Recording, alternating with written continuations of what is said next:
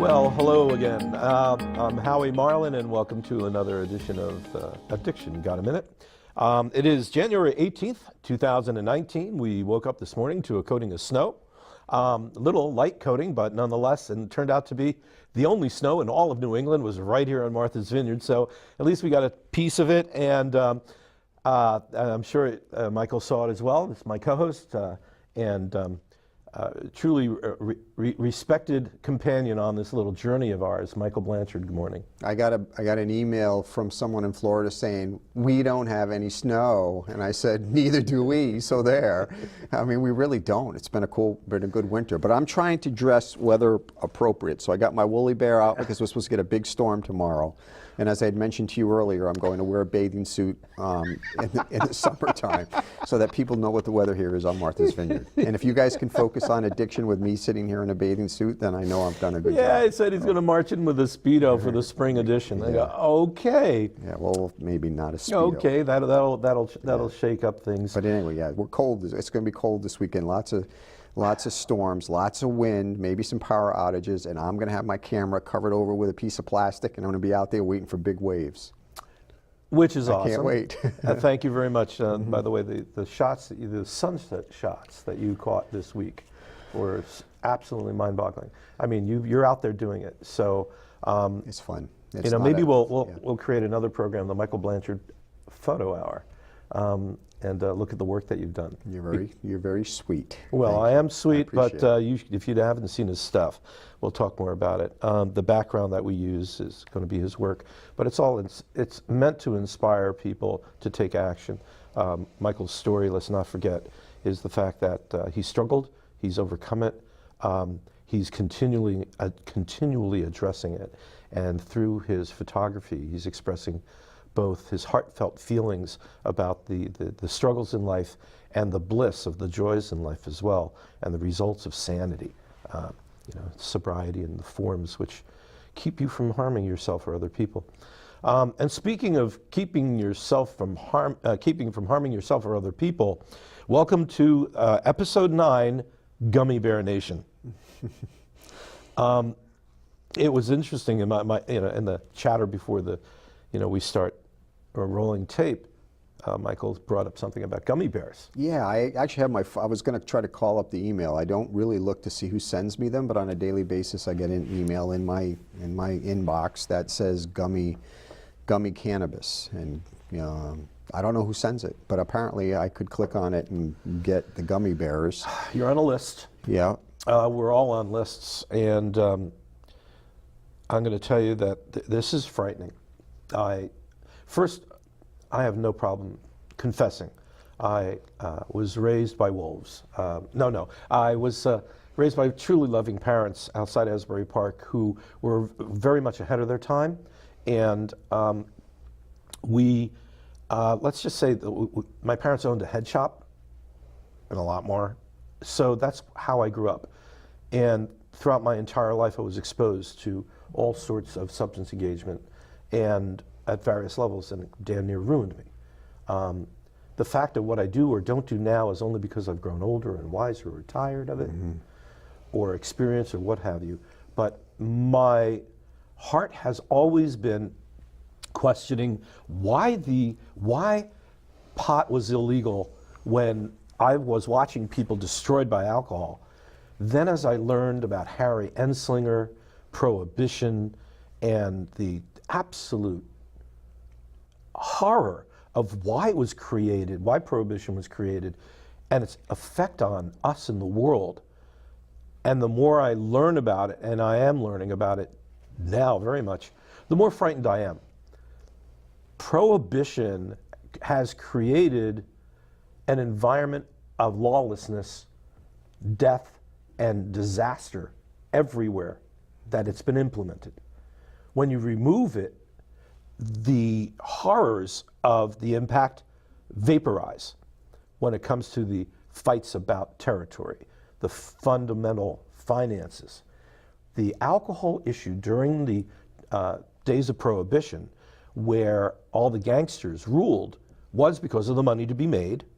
And when Prohibition stopped, a few years later, those gangs dissolved, and all the money behind the alcohol became institutionalized and away from street gangs, and the murders stopped, and the disaster of that financial institutions stopped. And look what's happened around the world. South America, Colombia, Bolivia, those countries whose sole source or primary source of income has been the creation of, and Afghanistan, opiates and cocaine. And because it's illegal, so what if it was legal? And I'm sorry, I just got on this little bender, but let me take the big leap to back in the United States. Here we are. Marijuana's been legalized, and the states are falling in line fast and furious. Rhode Island is getting in line. Now, on one part, I'm really very pleased, because it has never in my mind, in my heart, connected somebody smoking a little pot and being nefarious, being, you know, the movie, I can't remember the stupid movie from the early, the movie which showed when you smoke pot you went crazy. Oh Christ, I can't remember. I don't remember. It was not true at all. I don't think I'm as old as you.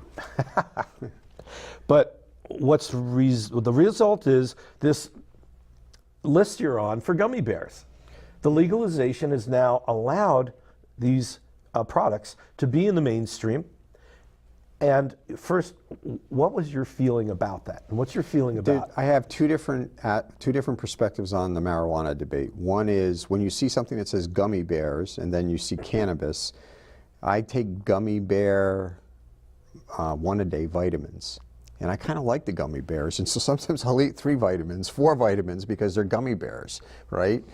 Gummy bear signifies kid, acceptability, fun, not to be worried about. It's just a silly little candy. And I guess, not that I'm a world's expert, but my master's in psychology, we had a class that studied on the pharmacology of drugs, substances. And I was horrified reading the chapter on marijuana, because when we put out a commercial for a prostate drug, you hear after you could say, hey, it makes you all better, then you hear, well, you could die of genital warts, you could be, you could have a tumor, you could have a heart attack, you could have intestinal problems, and you hear all of these warnings that, you know, if anybody in their right mind heard the warnings, they wouldn't buy the drug, right? But we have that choice, and so therefore we listen. We listen to those warnings, knowing we can get it probably if we want to pay for it. So we have our own free will, and we're willing to take those. We may or may not be willing to take those risks. When it comes to marijuana, there's no boilerplate set of things you should be worried about. What about psychosis? I know a number of people that went into psychosis after heavy marijuana use, out-of-body experiences, thinking hallucinations, heavy use of marijuana. The kids, in terms of the development process, we forget that kids are developing the biochemistry in a 10, 11, 12-year-old. You're going through a maturation process, and when you throw any chemical into that maturation process, especially in the neurobiology, you're messing with stuff, which could lead to a lesser intelligence level. It could lead to developmental problems. What I'm worried about is that as all the pot shops open up, gummy bear emails start showing up. There's no mention in any of these things that tell you what the potential side effects and harm is. And so I talk with a bunch of kids, high school kids and stuff like that, when they're coming up in the age of legalization. So these kids don't have the same frontal capabilities. They're sitting there saying, wow, these parents are making this legal. It can't be bad. I mean, and so it sort of signifies social acceptability, but there's a consequence. I mean, we know, I think as a society, what alcohol can do to you, right? I mean, I was arrested, almost my life was, there's people that I know that are dying of liver disease. They clearly know from that when they drink straight vodka for 3 years, they could die of other things. I don't know if that awareness is with marijuana. I think it's still at the level of you know, it's always been around the legality of it and trying to obtain it.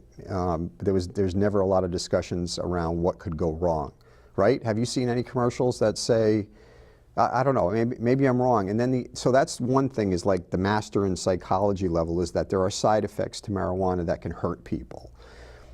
Then I'm a recovering alcoholic, so I have that side.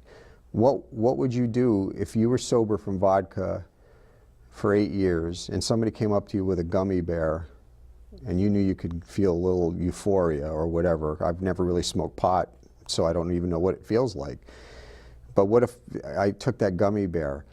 The problem that I have as a recovering alcoholic is that I'm using euphoria to, I'm seeking euphoria to help me get through the difficulties of the day.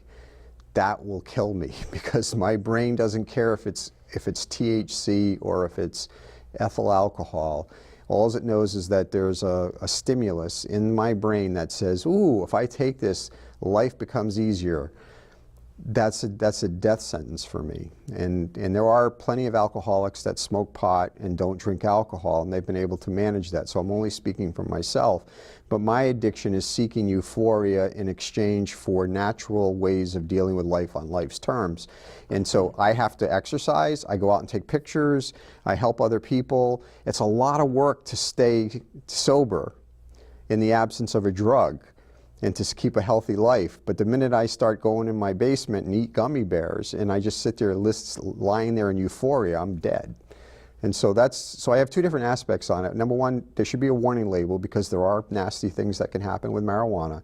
And then number two, I worry about the legalization in the eyes of a recovering person who may say, oh, I could do that because it's not my drug of choice. And all right, so I won't pontificate anymore. It's scary to me. Well, the reason why I didn't jump in, you touched on a number of truly critical elements to include as we look at this discussion. First of all, I am also a master's level clinician. I've put in so many hours to this that I ended up with I'm a licensed addictions specialist with enough hours to be the LADC1, which allows me to collect insurances. I only bring that up in saying I've been standing under the umbrella of watching this for so long that it's given me a perspective of real fear. The joy of the legalization, with my brothers and sister and cousins calling me and shouting about how cool it is. I'm with you, I get that. After all, I am a Marlin, and all of us, I mean, you know, with what I grew up with. But then, guys, about a year or so ago in West Tisbury, Massachusetts state legislators came to give a presentation about the state of legalization and the retail capabilities entering entering the state, and people came up to voice their opinions. I got up and spoke, and although there were folks who spoke in advance who shared their glee of the legalization of it and shared the medical benefits of the cannabinoids, which was totally, you know, in my heart, true. I stood up and said in front of everyone that I don't want us to forget the fear of the reality that our children will be susceptible to how accessible this will be, and that we haven't done studies on the developing mind. And that I had said, and this is a quote, although I have nothing to say about the adult use of marijuana, I do want to warn people to be hyper-vigilant with respect to leaving it around and their children's use of it. Because as you brought up before, the developing mind is going through changes the likes of which we still hardly understand. And the consequences are unknown. And the mystery of it, I look at me in my life, I look at what I'm capable of doing now and what I'm doing now, and I'm damn proud of it. And I wonder, if I hadn't spent a life completely consumed with substances of all kinds, starting when I was 11, if I had been sober or sane through an earlier stage, what more could I have done? How much more could I have contributed to my community, to my culture, and maybe, you know, helped reveal or help people understand more. We'll never know. But I will tell you the gummy bear issue, and let me just jump to this. When you made the reference of taking vitamins, and they're yummy, they're tasty, and you're going to take more vitamins than you need, no harm, no foul, nobody cares. The vitamin manufacturers love it because they know that people are going to eat them like gummy bears. Exactly. And they'll eat more. And that's not bad.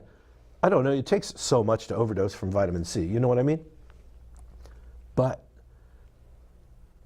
if you leave gummy bears out and a child walks up to a gummy bear, what are the odds of that child not eating it?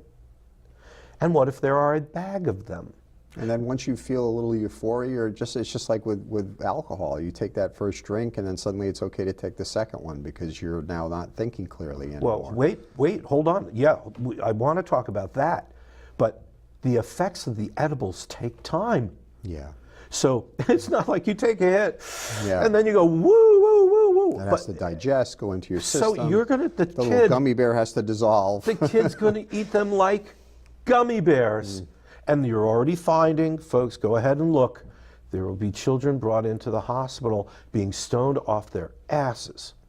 Some of them in worse ways than others. I want to also touch on the point that you made about smoking too much pot and tripping your ass off. And people are, I'm sure some of you are going, what are you talking about? It's just pot. Wait a minute. Have you been to one of those pot shops in LA where they've been doing it for a while, or Colorado? And go and look at all the different brands and go and look at all the effects. Euphoria, ultimate euphoria, trippy euphoria. Do not take more than 5 hits kind of warnings. Why? Because there's so much of a certain strain that you will get to that heightened state of consciousness, which, the other thing you brought up, as you studied, I'm sure you touched on, the fact that substances have been in our world for millennia, and that the human condition has always been hard, and we have always sought the means to alter our psychic state, relief from the difficulties. Now, although we have air conditioning and we wear wonderful clothes now, in days gone by, people weren't as comfortable, and they always sought out ways to soften that. And so in the animal kingdom, there are lots of examples of drunken bees and animals eating fermented stuff and looking, for all intent and purpose, to be loving it and seeking it out again. So there's so many levels of this, and I will tell you that we will continue this discussion at length, but because of our time restraints, to focus on this one issue about edibles. I love the idea. My wife, God bless her, has gone through challenges which have been extraordinary. Medical challenges which have resulted in major life changes. And with that, she lost this component of the feeling of hunger and her ability to taste food. In this very, very literal, heartfelt example, I share with everybody with an open heart that I was desperate for her to try the edibles. Because she's been,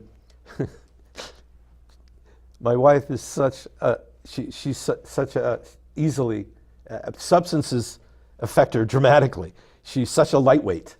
You know, 1 or 2 drinks, woo, off to the races. You know, so when she would be pre-surgery and they would give her something, there was times when she was just out of control, whoopy, and they said, oh, she's ultra sensitive to these things. So I was blessed when she was given the opportunity to try something. And it turned out that it was presented as a CBD oil and that it would not have a euphoric just effect. the pain. But it did. Yeah. Now, was this because she was so highly sensitive or not? I don't know.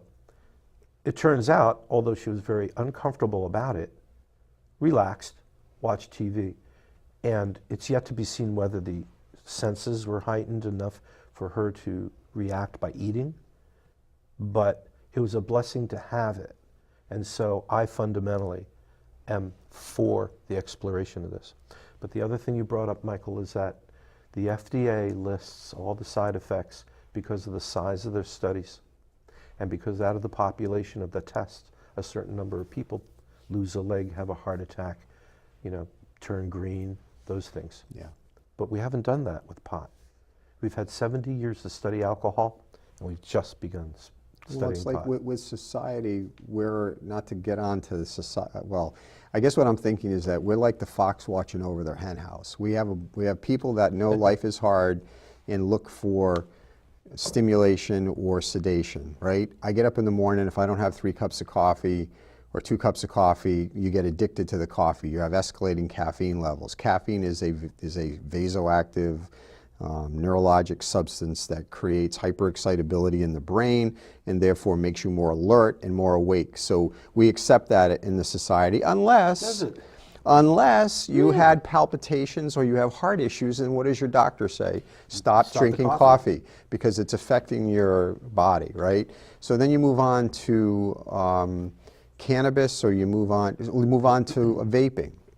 I think vaping gets more headlines right now. I work with some of the folks at the school at Martha's Vineyard High School, and we want to get some parents onto this show. We want to get people on to kind of address how does the school and how do we parents deal with these issues with their kids. I think vaping gets more headlines, way more headlines now than smoking pot. Vaping is an epidemic. So what is vaping? Vaping is the inhalation of nicotine, which is a stimulant. Have you ever seen a kid who runs out of their Juul hit? I've seen a couple of kids, they get agitated, irritated, they need to go to the store, they need to buy another one because they are now withdrawing from the nicotine just like a smoker withdraws from nicotine and has to get another cigarette. So somebody along the line decided we don't want to see our kids going through that, so we want to ban or eliminate vaping. So society says, okay, we're seeing this now, we don't like nicotine in our kids because it's creating issues in terms of their behavior. Pot is the same thing, but we don't seem to give it, we're in the process of legalizing that, and pot almost doesn't get the same play as vaping. And pot has so many side effects. If you've seen somebody go through an extreme paranoia, have psychosis, there's so much that goes along with that. And so I think, I just worry that there should be these warning labels, or maybe the parents and the kids should at least know, if I'm an 18-year-old, I want to just be treated like an adult, I want to be treated like a person, but I guess I would also like the information to know what it is that could happen if I'm allowed, because you brought up, it's not prohibition. If it's legal, if I'm a 20-year-old and I feel like I'm honored, I'm an adult, I can go buy if I want to, or 21, whatever the legal age is. But I am treated as an adult and I'm given all the warnings so that I know exactly what could go wrong. And then it's like alcohol. I mean, nobody forces you to go into a package store and buy alcohol, but you do know from all the information available what could happen. Drunk driving arrest, liver failure, you know all these things, esophageal cancer. So it's an interesting argument, but I think it's the awareness factor, and it's educating the kids to the point where you're treating them with respect, but making sure they know the facts, and so. Again, this is remarkable. There are so many bullet points to talk about that are equally worthy of an entire hour's discussion or more. Vaping. Let's just talk about vaping. The device atomizes the oil, and in atomizing it, it breaks it down to such a tiny level as it's ingested into the lungs. The lungs are able to absorb the chemical at an extraordinarily high rate. Now, when you smoking, the burning of the tobacco turns the nicotine into a gas attached to these particulates, which are less absorbable. So vaping is more absorbable, and it gets more of a charge faster into the bloodstream. And the thing you pointed out is something we didn't see prior to vaping. And that is, when somebody's Juul runs dry, there's an addictive behavior to seek it out again, despite bad things. And one of the definitions of addiction is doing things which are going to hurt you in spite of your awareness. Or others to potentially, right? So, and damn the torpedoes, they're going to get it. Yeah. Now you have it in school, and when people are doing it in school, Of course, you have these other behaviors impacting the psychic state so that they're not being disruptive to themselves, the teacher, or the class. And it is all over the country. Not, and here in Canada, all, as far as I know, the world. But the point is, folks, the vaping issue is big. And I am certainly against cigarettes. I smoked for 14 years, and I chewed tobacco when I was in the motorsport industry. And stopping chewing tobacco was the worst, by the way. But I stopped. It's been, I don't know, 15 years now since any of that hanky-panky. But the point is, I'm aware. And I see public service announcements or sponsored announcements by different organizations to educate parents and children and the kids themselves about what are you doing to yourself. Wake up. Just because it's legal doesn't mean that you can do it 24/7 anywhere you want. I went to the pharmacy to pick up a medication. As I'm standing in line in the pharmacy, a woman walks up and she reeks of pot. Reeks. Now, wait a minute. Pot's been made legal. She's out walking around reeking of pot. Should I be concerned or not?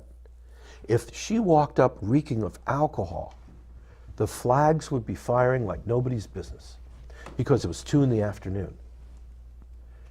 But she smelled of pot. Now I'm asking you, what reaction did you just have to this? Was it fear? Curiosity, concern? Was it, no big thing? You see, people are having all these different views. Yeah. And she's going to get in the car and drive home, and there's not a good test of the ability, mental state to be able to handle a car. Well, wait a minute, there is. I mean, they have Legally, now have a there legalized. are officers who are getting trained. Yeah. And the state police, by the way, Massachusetts State Police have certain officers who go through really pretty extraordinary training to determine the state of intoxication on pot. Because let's not forget, you smoke Louis homegrown versus the stuff that you got from the seeds online, and Louis may be trippy beyond belief, and the online seeds are mild as described when they were sold to you. Just because you smoked a little doesn't mean it's going to be the same thing. And this is very different than booze. Booze will get you incrementally more intoxicated. And yeah, I know some boozes over another have different absorption rates or different, how quickly it affects you. But drunk is drunk. Stoned is not necessarily stoned. You have different states. Yeah, yeah. And when you say psychotic, by the way, just want to touch on this. There's been a lot of discussion in my world, working with clinicians, physicians, and in the emergency department, when somebody comes in who has lost touch with reality, when they're speaking in terms of a separate reality, when they are either outside looking in to the extreme, seeing things, hearing voices, or behaving absolutely bizarre, to the point of definition of bizarre, meaning to hurt themselves or others. There's some discussion ongoing about whether does the intense type of pot reveal somebody's propensity for losing their sanity? Or is the pot that strong that it raises the intensity? Well, you know what, guys, girls, it doesn't matter. If you're there, you're there. So the way we have to treat it at the onset is the same. But for the person that has either some sort of mental health issue, which predispositions them to escaping to a different psychic state, is a medical issue completely separate from substance. But on the other hand, if you're generally okay and it brings it out, that's another discussion entirely. I mean, this is a topic for TED Talk, for big time discussion, because you don't know what's going on under somebody. No, there you don't, and there's also I mean, really when you get down to it is if you go into a science lab, nobody gives a crap whether it's, I shouldn't say that. When you go in at the science level, you're looking at a chemical that creates a change in your brain. And you don't really, you differentiate just because of the differences in the way they affect the brain.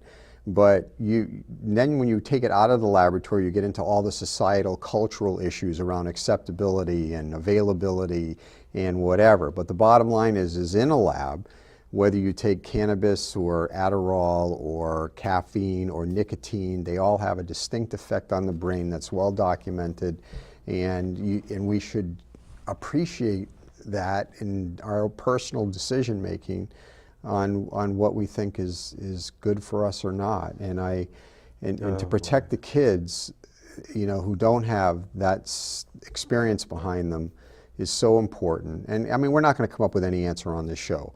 The fact is that marijuana is becoming legalized, alcohol is legalized, you can get opioids from prescriptions. All these things are in our society. And me, as somebody who is a recovering person, knowing that the euphoria is what I seek, I don't differentiate between the chemicals. And and if I go there, I'm done. And that's just my choice. And others may decide differently. But the seeking of euphoria, my brain has a pathway that will not turn off in a normal period of time as someone else's might. So it will continue. Once you activate it, it says, yeah, I'm back. And then I'm going to go flying after it. And I'm going to just keep digging at you, Mike, until you keep me going there, brother. And I'm not going to go there. And so I would suggest many not do the same if they're in recovery. Well, to thyself be true. To find out who you are. Learn your song. Understand your song, and then sing your song with glee, with joy. But to understand yourself is critical. And Michael, I can't tell you how much I appreciate the fact that you're so forthright with, what you realized, the challenge and the results. And it's ongoing. Yeah. As life is. So, unfortunately, this brings us to the close of the show. I do interventions, which means that if somebody is stuck in the tar pit of the hell and they need a hand out, I've got the connections and the ability to affect change. And so, if you have any questions, please call. Or get to my website and contact me, howiemarlin.com. How can people reach you? And I am at mblanche601@mac.com is my email. That's the easiest way. I also have a website, BlanchardPhotoMV, as in marthasvineyard.com. Thank you very much. Well, and this will now bring us to the end of this portion of the show. I want to invite you to stick around for the second half of our program, which we have begun doing, and it's called The Interventionists. And this is where Patty Pike, my co-host in that show, Patty and I will talk to medical professionals, other people involved in the intervention world who help take the discussion to the next level. Welcome everybody to the second half of Addiction Got a Minute. This part is called The Interventionists. And I'm joined by my co-host, Patricia Pike. Hello, Patty. Hi, Howie. How are you? Oh, I'm fine. Thank you very much. Things pretty good. Matter of fact, woke up this morning with a little bit of snow, the only snow in New England. So that was very cool. And our guest today is Dr. James Flowers. Good morning, Doctor. Howie, Patty, how are you? Great. Good to see you, James. It's great to see both of you from down here in Houston, Texas. Yay. That's cool. That's cool. Yeah. It's good to, it's good you're here this morning with us. Thank you. Well, welcome aboard. And so, for the folks who are watching this for the first time, the whole idea of this program is to introduce you to the people who are in the trenches. These are the frontline boots on the ground when it comes to dealing with the act of taking someone out of the tar pit of their engagement with substance. I'm talking about people who are not taking action, who are not capable of moving out of their system. And what we're able to do is take them, bring them to treatment, and have them actively engaged in the process of reinventing themselves to be healthy and happy and sane. So with that, I say welcome. Patricia, where are you out of today? I'm in San Francisco today. Yeah, I'm just getting ready for my trip to Calgary, Alberta. Well, actually, I'm going to be going to Vancouver, British Columbia on Monday, and then I'm going to be going to Kelowna, British Columbia, and then I'm going to be flying to Calgary, Alberta to facilitate my 3-day intervention training. So it's going to be a busy week, but I'm really excited. Well, which actually just goes to prove that we certainly are international, that's for sure. And I'm so sorry that I'll miss your training that I wanted to participate in. I'll be in Florida at the time, which is unfortunate as far as that's concerned, but I will catch you the next time around. Well, next week, we are going to be broadcasting from Calgary, Alberta, from the intervention training. So stay tuned. Nice. And then the following week, my hope is that we're going to be broadcasting or having a guest from what is the name of that program we talked about this morning, James? Chiang Mai. Chiang Mai. Yes. Stephen, my colleague from San Francisco. So anyway, we've got some exciting guests coming up as well. So anyways. That's fantastic. Thank you for reminding me. Yeah, that's wonderful. And so onwards and upwards we go. Patricia, you invited James. Take it away. All right. Thanks, Howie. It's I met James a couple of years ago, and in Sausalito, Yes. James flew out with his colleague to we met in Sausalito, California.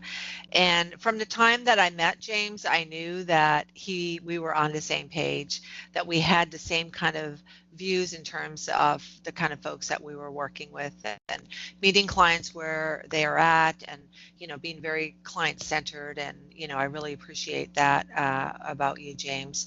I'm just really excited to get to know more about you and all that you are working on, because I do feel that your passion to kind of expand and think outside of the box in terms of treatment and, working with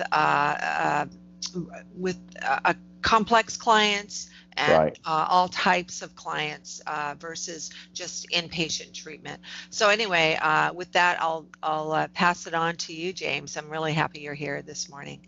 Thank you so much, Howie. Thank you for doing the show, and thank you for asking me. And Patty, thank you for doing the show and asking me to be here. And I'm thrilled. And I have to tell you guys that this is the first time I've actually done a video conference like this online with you. I don't do a lot of video conferencing, so I'm a newbie. So if I do something wrong, just let me know. Well, but I'm really excited. I'm going to jump in and ask you just shuffle to your left. There you go. This way? Yeah. And now continue on. Very There good. you go. Perfect. See, just guide me and tell me what to do, and I'll listen like a puppy. So, well, that may not be so good if it's a puppy, but anyway, a well-trained dog anyway. So yeah, I did. I had the pleasure of meeting Patty probably 2.5 years ago in the Sausalito area. We hit it off, and we've actually had the pleasure of working with some of the same clients and what I call patients that I treat over the last couple of years, which is really cool. And I love Patty's enthusiasm, and what she does is truly a life-saving field and interventions and helping get loved ones into treatment and getting family members and colleagues and folks in treatment that need it, that don't understand that they need it. They're on many times a path to death. I think that one of the patients that I worked with on a case that Patty had from San Francisco was a young woman. My background is really working with people who have very complex medical conditions with comorbid addiction and mental health overlay. So you're looking at a complicated person, medically, psychologically, emotionally, spiritually, and of course, addiction-wise. And this young woman from San Francisco had Crohn's disease, which is a very painful medical condition, and was prescribed OxyContin and oxycodone, benzos, like Xanax and alprazolam and Klonopin. And then, of course, sleeping, because once you're up on OxyContin and you come down on benzos and you don't know what to do throughout the day and you sleep all day because of the physical pain that you're having, then you need a sleeping pill to try to go to sleep. But that young woman was extremely complicated and stayed with me in a treatment program, working on her chronic pain condition and all of those other mental health and comorbid conditions for about gosh, Patty, I think it was 4 months or so, and went home to San Francisco. Yeah. And I really work with people and trying to get them to understand that our brain and our body are not separated, that the brain is a part of the body. And this brain, I believe, other than God, is the most powerful thing on the face of this earth. And that we can do so much with this, including healing our bodies, healing our physical pain, healing our emotional pain. And that's what I do. And I just work with these crazy, weird, medically complex people that have problems in life and help them put it all back together, and realize that you can thrive in life and achieve anything that you want in life, no matter what it is, and no matter what your background is, and no matter how traumatic it was or how serious your physical pain was at one time. Well, the point that you brought up about working with people with medical complexities, Mm-hmm. and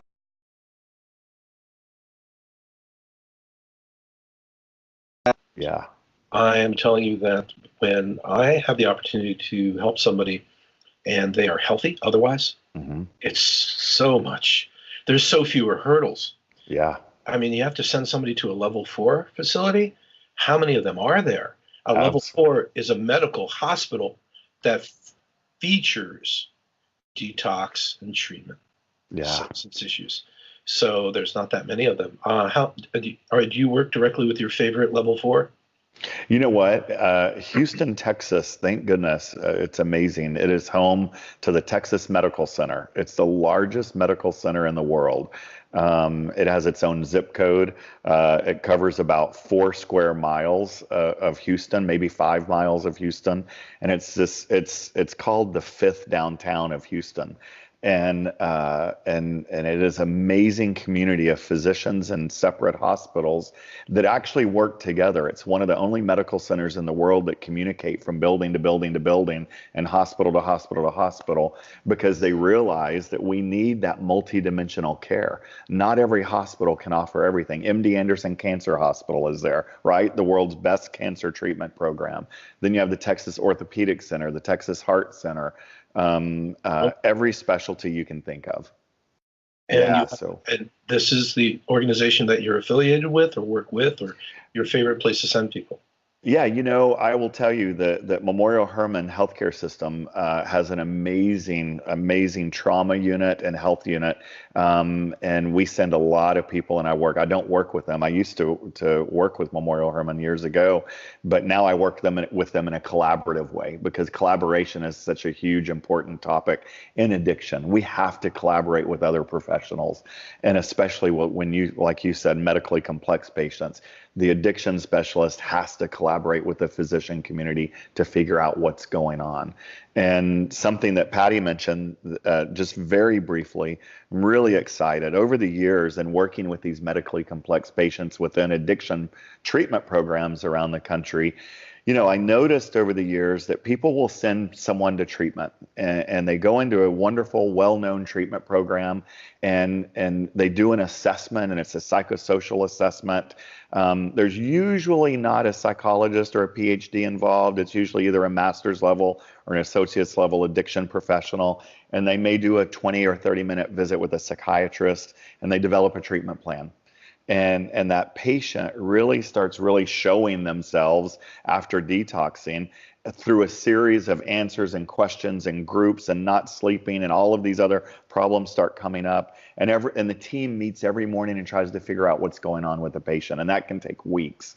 And by then the patient's ready to go home because they've run out of finances or their insurance company isn't paying. So I decided, I get a lot of referrals for these complex patients. And I said, you know what, we need to do a comprehensive assessment program. And so I have an addiction treatment program in Houston, but a completely separate, my private practice really is doing nothing but comprehensive diagnostic assessments. And what does that mean? It means that we look at the brain psychiatrically, we look at it psychologically, and we do psychological testing, cognitive behavioral testing, adolescent testing, educational testing, vocational testing, to understand personality testing, personality coping skills, medical. Way back in graduate school, Patty knows this very well. They taught us in graduate school to rule out medical. No one in treatment rules out medical. They treat the addiction, and you got to rule out medical. What's going on? So we do lots of lab work and medicine, and nutrition is so important. So we're doing nutritional assessments. We're doing physical therapy assessments, spirituality and addiction assessments. So you've really got to look at a 360-degree view of a person and their life to understand what's going on, then make a recommendation for the appropriate treatment center and give them about 3 weeks lead time and information so that they can jump in and get started. Right. Okay, Patty, let me take this. Yes, go for it. I have lots to add to that as well. Go ahead, Please. Howard. Well, here's my, first of all, thank God you're involved. Thank you. You have touched some of the hot buttons that I feel is the reason for doing this program. First of all, thank you so much, because we're looking to bring to the surfaces the best practices of our industry. And by definition, best practices mean the systems that are being used by other individuals and organizations that are proving to be effective and constructive and productive. So you have actually been spending quite your career doing just that. You happen, through God wink or kismet, be associated with one of the larger, more reachable organizational systems, being the 5-mile block that it is, which probably has done nothing but help you along. So good. So thank you. I just wanted you to know best practices is the focus, and I'm hoping long after this conversation we stay in touch so that you can continue to contribute. Patty, what did you want to add? James and I spoke, I think, a couple of weeks ago on the phone, or actually, I think it was last week, and we were just having some conversation about, in the beginning. I mean, I've been working in the field since 1991, and and I remember, like, way back then, there was such a focus on assessment, and there was this a 3-process assessment where you're really looking at the addiction, looking at the mental health, the emotional health, the physical, the spiritual, and really trying to determine what is the best treatment plan for this individual. Exactly. Right? Yeah. So somewhere along, the way, I think that we've gotten away from that, and I think that is a crucial part to every person that comes into a inpatient, outpatient, community-based treatment, whatever that treatment is. I think that we've gotten way away from that, and it's all about trying. Go ahead. No, let me jump in. I worked ER for almost 10 years, and I'm telling you that it was get them in, get them out. Yeah. Exactly. Get them out of my ER, free up that bed. My Lord, when they stay 2, 3, or 4 days trying to find a place, all people need is to get them out, because they're not making money for the hospital. They're taking resources away from the staff. And the focus went from client-centered effort to institution effort. I mean, and I can't blame any of the institutions for taking care of themselves. I get that. But this is universal. This has nothing to do with the facilities that I was working with. Right. So, yeah, we have gotten away from it. Howie, I got to jump in real quick and tell you that I did a presentation about a year ago in an emergency room here in Houston at a large hospital, not within that medical center, by the way. And there was about 30 ER docs, and it was about 6 o'clock in the morning. And, we brought in breakfast, and we're talking to these ER docs. And you did grand rounds? Yeah, exactly. Yes. And I'm giving this presentation on opiate addiction and recognizing it. And this doctor raised his hand, and he stood up. And he said, I don't have time for this. when I see patients in my emergency room, if they're asking for a hydrocodone, I'm going to give them one and get them the hell out of my room. That was his response. You can see the visceral reaction. I know. Yeah, Because in the emergency room. literally exactly right. Yeah. Now, here in Massachusetts, there have been major changes. And in the local institution that I was associated with, very major. Yeah. In other words, we have, the screamers come in, the searchers, the drug searchers come in, and their vitals are, not showing anything. Right. We go, here's a Tylenol, relax for a minute. Yeah, exactly. Breathe. But the country is moving in this direction, and I'm thanking you personally for your insight in that. Now, it's going to take your voice and hopefully the effects of this program. And for anybody watching, I invite you to, and I pray that you do, share this with your doctors, your primary care physicians, your counselor, your loved ones, the families, because there's pieces of these conversations which everybody needs to hear. Yeah, they need to be aware. Well, you're welcome, and thank you for what you do, because the reason for this program is that we get so wrapped up in the noise of the news that most people lose touch with what we're capable of doing. Yeah. And for the very reasons you just brought up, the fact that the old institutions, I don't have time for this, I need to get them in, get them out, need to be replaced with get them in, do the proper assessment, find the right place for the person, get them into treatment long enough to affect change, to re-engineer their life, and then post-discharge follow-up treatment, which is also years. We were just talking about that this morning. Because if you do not, those of you that are not familiar, if you let somebody go before they're re-engineered their life, the magnet of the addiction will suck them back into the tar pit again. Yeah, it doesn't end at discharge. I want a t-shirt. It doesn't end at discharge. I love it. That's great. Let's make some. And then the back. But also you just think about like it, the assessment, the post treatment, right? Okay. So even inpatient treatment programs are getting away from really, my theory would be if you had someone that's going into, an inpatient treatment program, you did a 3-day assessment, okay, right. 3-day, breaking it up in various kinds of testing and so on and so forth, and developing a treatment plan from that assessment. So there's structure, there's direction for the professionals that is going to be working with this patient. Okay? Absolutely. There are people and listening. then, but also, it's the post-treatment. It's the post-treatment. You're going to you're going to find from that treatment plan what is the post-treatment for this individual. When I go in, like for instance, I met with a family in South San Francisco yesterday, and my whole goal with that family, that first meeting for me, is assessment.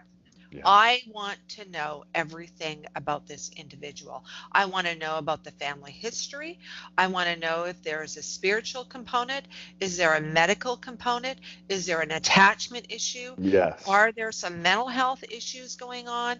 What is really going on with this patient that they had 13 years in recovery and was sustained in a community and was doing okay, and then all of a sudden fell off and cannot get back on, and basically, the alcohol is killing them.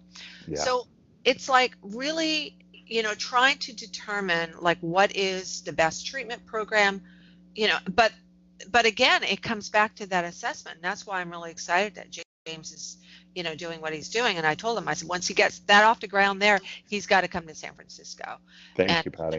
Open up, something here, because I really believe that the assessment piece and the post-treatment, the aftercare piece are the two things, by the way, that I focus on when I'm doing interventions. I don't focus on the fact that I'm going to do an intervention, I'm going to get this person into treatment. That's just a given. Okay. Right. That's a given. You're going to do everything you can to try and work on that process with the family, to try and engage with the client to get them into an inpatient treatment, outpatient, whatever kind of treatment they're going to go to. But what is going to happen after? What's going to happen after that 28, 30 days, 90 days of There's a treatment? whole life they have to come home and live. That's right. And treatment programs often don't prepare them. Some interventionists, you're right, Patty, exactly. They go do the intervention, they place them in treatment, and they're gone and disappeared. I've done my job. I've got this person in treatment. And it's so important to stay connected and start working from that assessment forward, not only the treatment plan, but the discharge plan and the aftercare right. plan. Absolutely.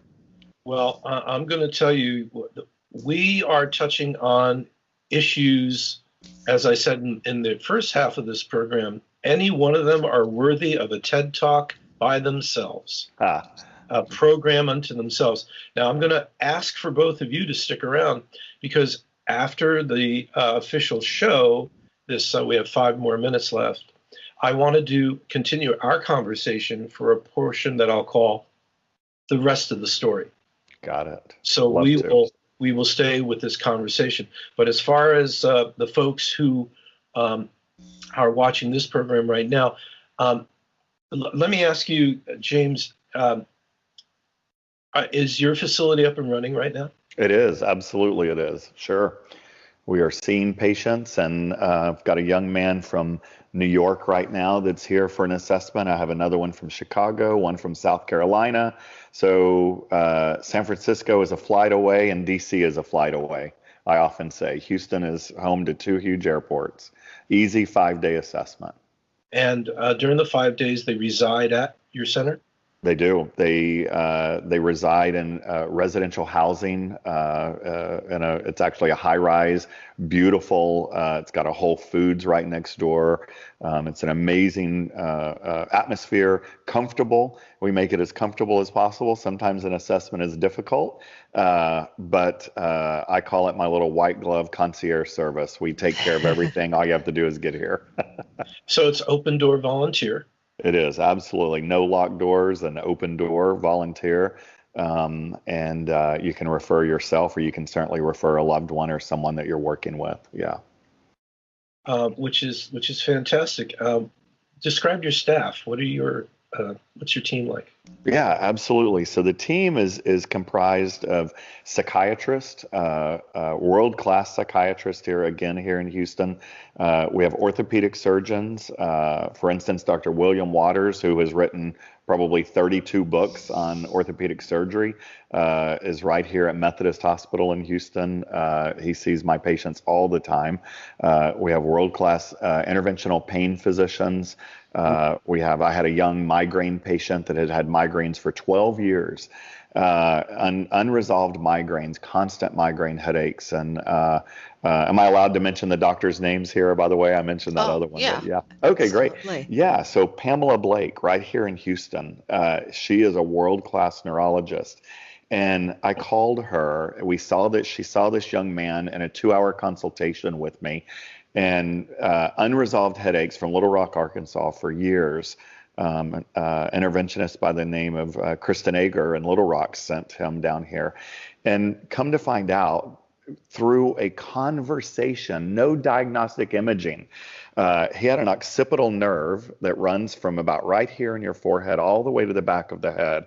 The nerve in the back of the occipital nerve usually grows under the muscle. His nerve was growing, it usually grows on top of it. Sorry, I'm not the neurologist. His muscle grew under the muscle. And every time he became stressed, what happens? The muscle tightened and pinched on that nerve. So when he was in pain, he would get more tense and send more pain signals. So they did a very minor surgical procedure. Headaches are gone. Migraine, no more migraines. Whoa, that is wonderful. Yeah. you don't focus exclusively on substance issues. No, we have a world-class team. Again, I call it a world-class team because we have clinical psychologists, we have master's level therapists, and we have addiction counselors. We have, again, psychiatric addictionologists. Our physicians are addictionologists as well, board certified, ASAM certified. And we look again at the whole body. We have nutritionists, we have physical therapists, we have spiritual advisors and guidance from clergy from all different religions. And it's truly an amazing team of professionals that really look at a 360-degree view of your life. Brilliant. And how can people reach you? Yeah, I think probably the easiest way, if you don't mind, I'll give them my email. It's my first name is James, and it's James at jflowers, Flowers, health, HEALTH.com. So James at jflowershealth.com. That's brilliant. Wonderful. And Patricia, how can people reach you? Yes, thanks, Howie. So folks can reach me at www.canam interventions, interventions.com. And you can also call me at 415-827-3725. Well, on behalf of James, Dr. Flowers, thank you so much for your time today. Truly appreciate it. And Patricia, as always, Patty Pike, you're the best. She is. Both of you are. Thank you, guys. Thank you, Howie. Thank you, Okay. James. Thank you, Howie. Thanks, Patty. For those of us who will be watching the rest of the story, we'll see you then. But until further notice, on behalf of James, Patty, Michael Blanchard, and myself, this is Howie Marlin wishing you warm breezes and clear sailing. Yeah. If we all drip one drop of sanity back into the bucket of our society, we just might end up filling the pool enough to give the next generation a little safer world.